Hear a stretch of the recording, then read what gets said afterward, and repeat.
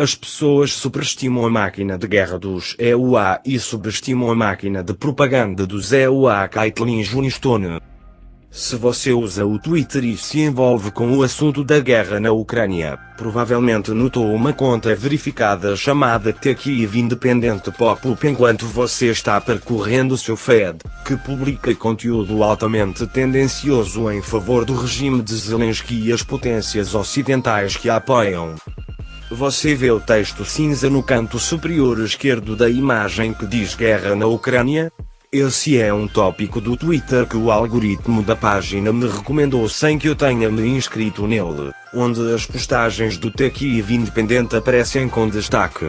Este tópico está sendo agressivamente empurrado para usuários do Twitter em todo o mundo, aparecendo repetidamente em seus feeds até que eles ajustem suas configurações para removê-lo. Como Pedro Gonzalez documentou recentemente em uma event, The Kyiv Independent foi reunido há alguns meses com o que o Comitê para a Proteção dos Jornalistas chamou de uma subvenção de emergência do Fundo Europeu para a Democracia. O European Endowment for Democracy é um desdobramento da ONG National Endowment for Democracy, financiada pelo governo dos EUA, que, de acordo com seu próprio cofundador, foi criada para fazer abertamente o que a CIA costumava fazer secretamente, ou seja, orquestrar golpes e gerenciar narrativas para promover os interesses dos EUA. Uma página em um site do NED diz que todos os Estados-membros da União Europeia são membros do Conselho de Governadores do IED, juntamente com membros do Parlamento Europeu e especialistas da sociedade civil. Portanto, este é um meio de comunicação financiado por uma ONG administrada pelo governo sendo empurrada com força na frente de milhões de globos oculares ocidentais por uma grande corporação do Vale do Silício, na qual as pessoas confiam para obter informações sobre o mundo. Da mesma forma que o Vale do Silício facilita a censura do governo por procuração, também facilita a propaganda do governo por procuração. O Globe and Mail informa que o governo canadense também investiu os $200 mil no financiamento do Kyiv Independent.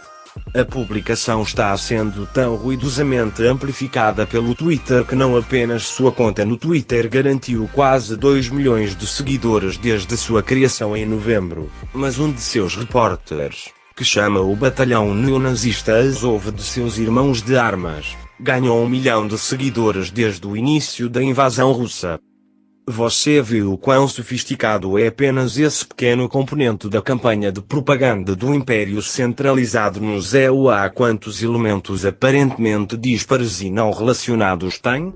Vários países. O .n.g.s, uma plataforma de mídia social ostensivamente independente, um meio de comunicação ostensivamente independente. É muito difícil ver como qualquer um deles se conecta se você não sabe onde procurar. E quase ninguém sabe onde procurar. Essa operação de gerenciamento de percepção altamente avançada está acontecendo em todo o mundo sobre qualquer assunto em que o Império tenha interesse. Como o autor anti-imperialista e podcaster Justin Pudor colocou recentemente, o Império dos EUA é baseado no domínio da narrativa, tornando realidade através da propaganda. Verdadeiramente, uma das forças mais subestimadas e esmagadoramente poderosas nesta terra é a máquina de propaganda imperial dos EUA, a capacidade de manipular o pensamento público, não apenas dentro dos Estados Unidos, mas em vastas faixas de nações. Permitiu-lhe fabricar consenso internacional para quaisquer agendas que deseje avançar de uma maneira que eclipsa o poder de organização coletiva de órgãos internacionais oficiais como os Estados Unidos. Nações. Estamos vendo isso hoje na maneira como atos sem precedentes de guerra econômica estão sendo usados para atacar a economia da Rússia com o objetivo de fomentar a agitação e derrubar Moscou. Não havia nada inerente à invasão da Ucrânia pela Rússia que exigisse essa resposta específica de todas as nações específicas que escolheram participar dela, mas foi isso que acabou acontecendo, e por causa do poder da máquina de propaganda imperial, o público deu certo. junto com ele, mesmo quando envia suas contas de combustível e mantimentos através do telhado. Faz-se um grande alvoroço sobre o poder da máquina de guerra dos EUA, apesar do fato de que ela tende a falhar na tarefa bastante importante de vencer guerras.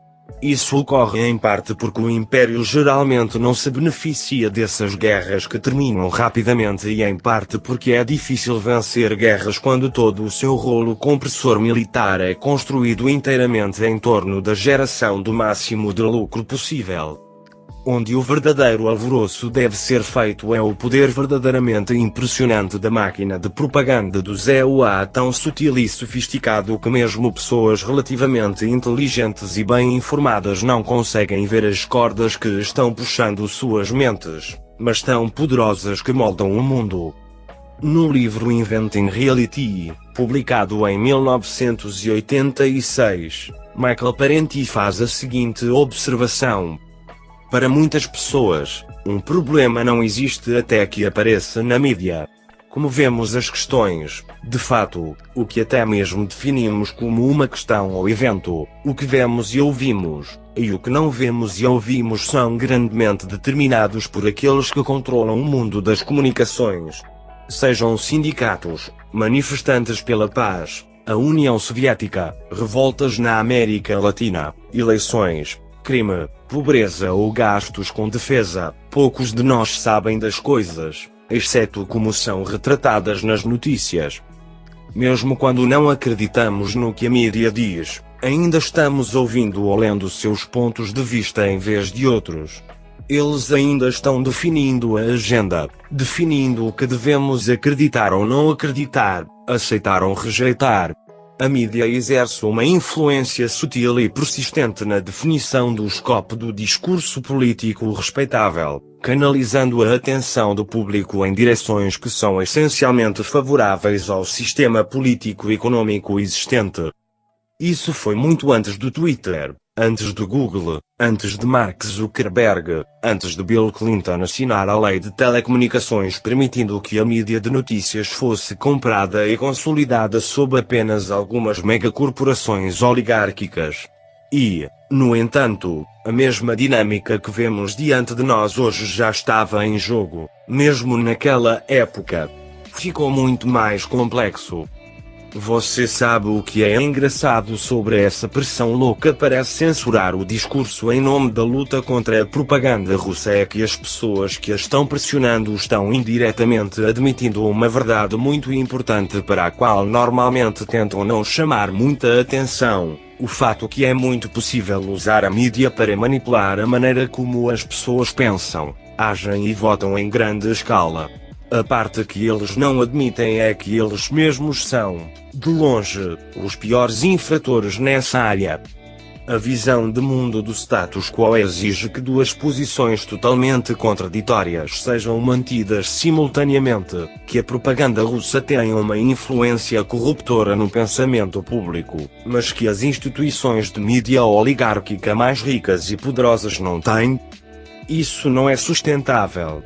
As pessoas já estão lutando para manter a cabeça acima da água com a constante torrente de abuso psicológico a que estão sendo submetidas dia após dia.